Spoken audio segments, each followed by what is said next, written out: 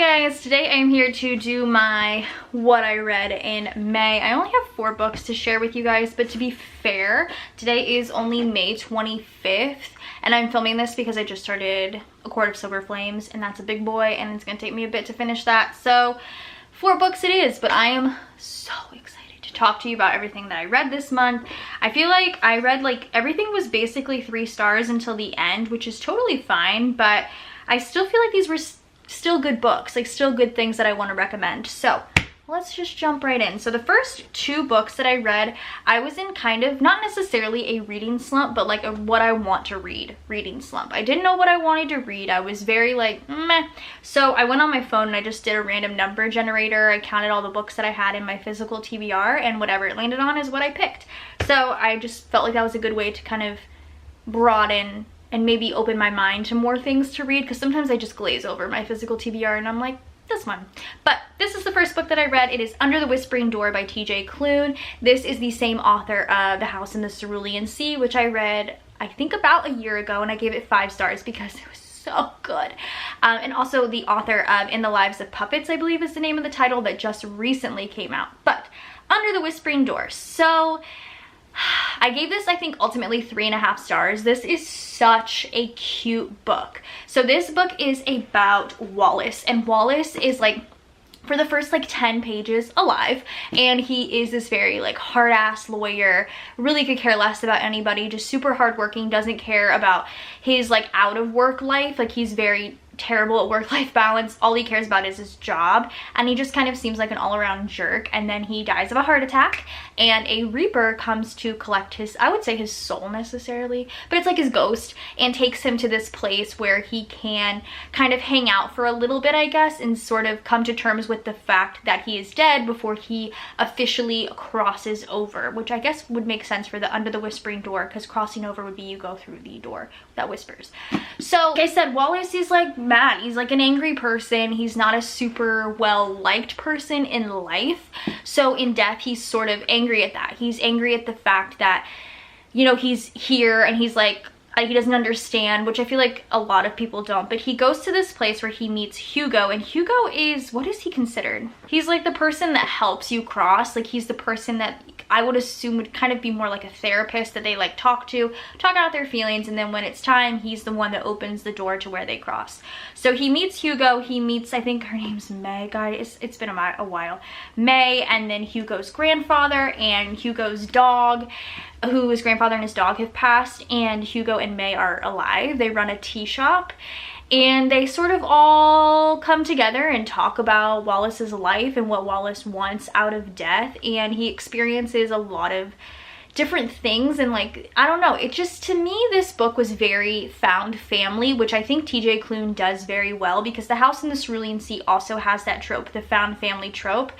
And Wallace eventually sort of comes to terms with his life. I will say I really enjoyed this. I do enjoy the found family trope. I think it was really... That scared me. Someone's mowing their grass. I think it's really cute, and I like the sort of almost life lessons you kind of learn from this book. I love the light romance. It's very sweet. There was one part at the end which I felt like the author didn't need to add in, but it almost if I was maybe 16 reading this, it would have made me happy and cry and be oh, I'm so happy that this happened. But I felt with the way that the story was going, the ending sort of didn't make sense with how it was supposed to go.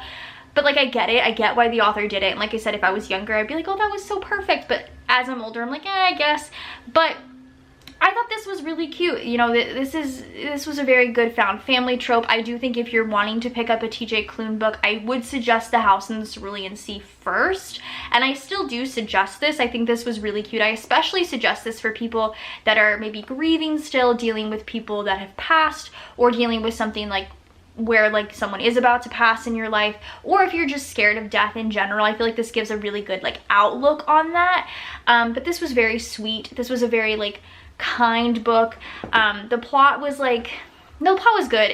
There was no real problem, I guess, to really be solved. I mean, I guess there kind of was, but it almost felt like a light Legends and Lattes to me, where there's really no issue. It's just kind of very light very easy read. But overall, 3.5 stars. I did enjoy this, and I do plan on picking up In the Lives of Puppets when it comes out in paperback, because all of my TJ Clunes are in paperback. But yes, about 3.5 stars. The next book I read was another one where I did the random number generator, because again, I was still kind of in that phase of like not knowing what I wanted to read. Funnily enough, it landed on this book that I've actually had for quite a while, that again, it was one of the ones I just kept like glazing over, and it's Our Crooked Hearts. This is by Melissa Albert. This is like a YA thriller, maybe light horror, like maybe light YA horror. First of all, love the cover. It's absolutely fantastic. Super, super cute. This is really spooky and great, and I love that. And this was a good time. I think I overall gave this 3 stars as well. This is told in dual POV. It is told by, I always forget everyone's names, literally everyone's names. So it's told from the point of view of Ivy, who is 17 years old, and then it's told in the point of view from her mom, who when she was 17. So like you kind of go back in time and then you go back to the future. So what happens in the beginning, which this isn't a spoiler because I'm pretty sure, yeah, it's in the summary. Ivy's driving in a car with her boyfriend. They're coming home from a party. They're driving like in the woods, and like a naked stranger runs out in front of them, but like isn't like weird. Like they're very confident in themselves, and they're very, it's hard to explain. It's a little creepy, it's a little spooky. And so she follows her, and it just kind of turns into this weird spooky thing where the stranger knows her because of her mom. So then Ivy's really like taking deeper looks into her mom, and she's realizing things that she maybe never saw before about her mother. And then when you go to the mom's perspective, the mom is 17 in her perspective, and she's in like the city. She's in Chicago. So Ivy's in the suburbs, the mom is in like the city. So you're getting kind of 2 different settings, which is quite nice. And her mom is discovering witchcraft. So it's cool. Okay, so I was reading a lot of Goodreads reviews after this, and they were saying that they didn't enjoy the mom's perspectives, but I agreed to a point. I didn't really enjoy them for a bit, but then when it got to the more like eerie, spooky parts, I did quite enjoy those parts, and I was really looking forward to those.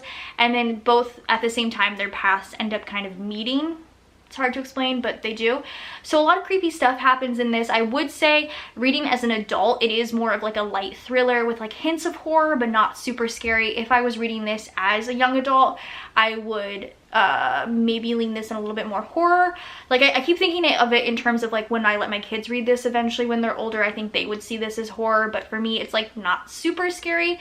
But it was very fun. It was the first time I've ever really read about witches, and I thought, well, other than like The Witches by Roald Dahl, which is like, you know, this was fun. I actually really quite enjoyed that sort of magical realism, and it was cute. It had a little bit of a light romance, a lot of family aspects to it, and some really creepy stuff, which I quite enjoyed as well. But yeah, overall 3 stars. The next book I read was my book of the month for May, which if you're not signed up for book of the month, you absolutely should be. I will put my referral link down below. I think if you use the code FLOWERS, you get your first book for $5, which is amazing. So this was my pick for May. It is The Last Word by Taylor Adams. I need to just start keeping to like the thriller picks, because I feel like I do so much better when I pick like their thriller or horror picks. Taylor Adams, The Last Word. So this is, I think I overall gave this 3 stars as well, and I'll explain why. So this is about a girl. Once again, I have forgotten every single person's name. Her name is Emma, and she lives in a beach town, in a beach house by herself, pretty isolated. All she does with her time is read and walk on the beach with her dog. Dog is a huge part of this book, and she reads and reviews books constantly, and she gives a horror novel a 1 star and writes like kind of a really crappy review about it. And she kind of goes back and forth with the author. Like the author responds to her and is like, delete this is mean, and she's like, no, it's a review. And then weird things start happening. So I liked this because it was, I will say, the beginning, I was not nervous, but I was a little nervous because it was definitely leaning more horror at the beginning. Like there was some parts that I was like, oh, this is spooky. And then it definitely gets more thriller, but the author obviously, like, things are happening because of this review and spooky thriller-esque things. I liked this because I liked how fast-paced it was. I read this very quickly. I love that about thrillers when like the chapters end on cliffhangers. It's like quite honestly my favorite thing on the whole planet, especially when they're short chapters, like 2-3 page chapters. My favorite. I felt like I was very much so. Me and Emma, we were of the same mind. Like everything I was thinking in my head, she was saying in the book. When she was like, I didn't trust you, I was like, I didn't trust them either. there's a lot of the same thriller tropes that you see throughout this book. It's very kitschy. There's a lot of things that you're like gonna cringe at, but like in the good way. Like it's cringy to like a point. It's very good.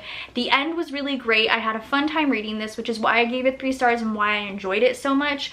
Was it the best thriller I've ever read? No, of course not, but it was fun. It was a really fun time, and for that I gave it 3 stars. But one thing I will mention that I actually didn't like is there's a ton of twists throughout this book. A ton, as is most thrillers.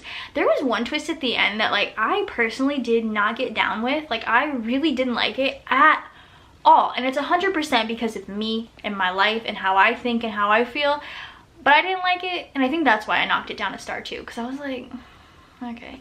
But 3 stars. Last but not least, for the month of May, I wanted to read my last Emily Henry before I eventually get the paperback of Happy Place, which I'm really excited about. So this is the one I have not read yet, which was Beach Read by Emily Henry, like I said. So I have read Book Lovers. I have read People We Meet on Vacation. I have given both of those 5 stars, and yes, I did give this 5 stars. Not just because it's Emily Henry, and not just because I gave the other 2 5 stars, but because Beach Read was so good. And you know what's funny is I got really nervous about like 1/3 of the way into this, because I'm like, what if I don't like love this? Because I wasn't really like loving it initially. Like it was fine, and then it just got so good. So Beach Read is about January, and January moves to her father's beach house under really crappy circumstances. I feel like the beach house, moving to someone's beach house under circumstances, is a theme throughout a lot of books. And she quickly realizes that her next door neighbor is her, I would say like college writing nemesis. She's a romance author and he's more of a literary fiction author. And she's angry about the fact that he lives next to her, but they sort of one thing like leads to another, and they strike up this deal where they're each going to write each other's genre. So he's gonna write romance and she's gonna write a literary fiction book, and whichever one sells the best, you know, wins the deal, whatever. Or like whichever one sells the best gets like a blurb like this on the front of the other's book. So obviously it turns romantic. This is so cute. I will say, I think something that Emily Henry does so well is the banter and like the conversations between characters. They were so like dry humor and sarcastic with each other. I loved it so much. And I also just love some of the things that they say. Like some of the like quotes in this book are just so cute. There's like some sweet little Taylor Swift moments. It's very sweet. I actually took a picture of a quote in this book because it had me in the feels about my personal relationship. If you don't know, I've been with my husband we were high school sweethearts. We've been together for 12.5 years. It'll be 13 years this year. And there was this one like paragraph that I want to read to you guys. I took a picture of it, and you know a book's good when I take a picture of something, so I've done that with multiple things because I wanted to remember it. So it's about his aunts. They're at like a 4th of July thing, and it's about his aunts, so it's kind of side characters. It doesn't really, you're not getting spoiled about anything. It said, Maggie chortled behind her hand. Her nails were painted a creamy off-white speckled with light blue stars. Today, Pete's were painted dark red. I wondered if manicures were something Maggie had gotten her into, a bit of her wife that had rubbed off on her over the years. I always liked that thought, the way 2 people really did seem to grow into one, or at least 2 overlapping parts, trees with tangled roots. I love that. 2 people growing as one, because I see that so much in various relationships in my life, but I see it the most with me and my husband, obviously, because that's who I'm around all the time. But like the overlapping roots thing, like that, just the way like she wrote that, I just like, it hit me right in the feels, and I really loved that. I did cry at the end of this book. The ending is so cute, and it might just be because I was a little bit hormonal, but like I haven't cried during a book since A Court of Wings and Fury. There's like a specific part I feel like most people know that I like cried at, but this was just like so cute. So I gave it 5 stars. I really loved it. I cannot wait for Happy Place to come out on paperback because I need to add it to the collection. I love the Emily Henry book, and that was amazing. So yeah, those are the 4 books that I read in May. I keep wanting to say April. That I read in May, and yeah, bunch of 3 stars, and then I got my 1 5-star, and I'm super stoked about it. So let me know if you guys read these, if you have any thoughts on them, what your thoughts are, I suppose. But I hope you guys enjoyed this video. Go ahead and subscribe to my channel if you're not already, and I'll see you guys in my next one. Bye, guys.